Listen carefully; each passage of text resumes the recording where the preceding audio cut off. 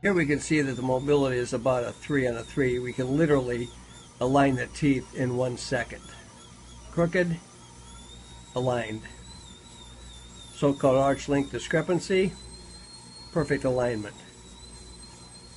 This is the degree of mobility that we want without attachment loss. You see that everything's well aligned except for the mandibular right lateral incisor and the mandibular central incisor. That central incisor will align up with the left central and lateral incisors in approximately 30 seconds. Now here we see in Miss M that the right lateral incisor is aligned. The slight rotation will equilibrate later. That's a remnant of the effect of the push coil. You see here we have about just about 1 millimeter of space, so we'll put an A-chain from here on this anchor unit to the mesial wings, and this should close that space in about a day or so.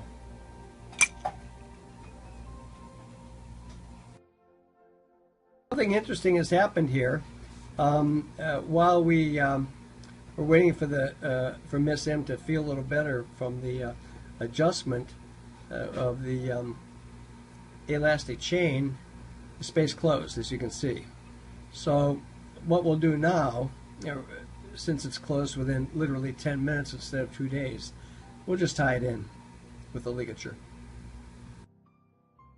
What's notable about this case, the case of Miss M, is that the mobility that we saw, the physiologic mobility, really didn't come about until about the 3rd or 4th week after we placed the stop advance arch wire.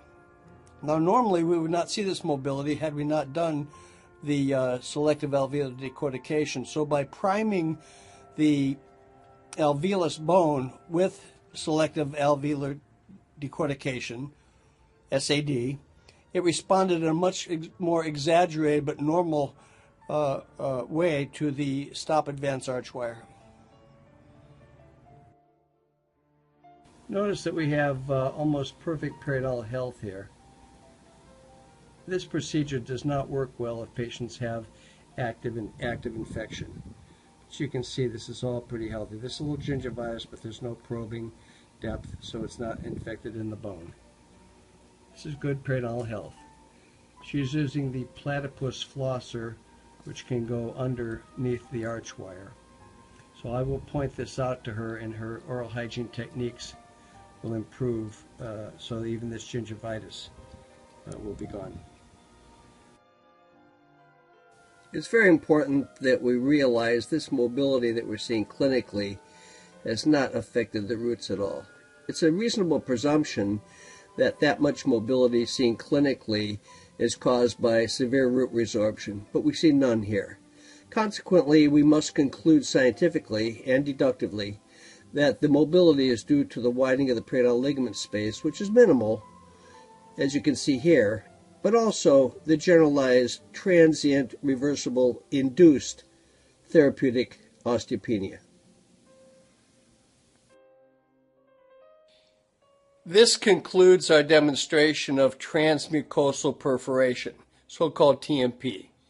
We first published this in 2008 in a textbook which is available by calling me in Los Angeles at 818-905-5050. You can read the article on the internet by going to Google and putting in the keywords in vivo tissue engineering for orthodontists. I hope you like this little demonstration. We'll have more in the future. It's been a privilege presenting it to you. Thank you very much for watching.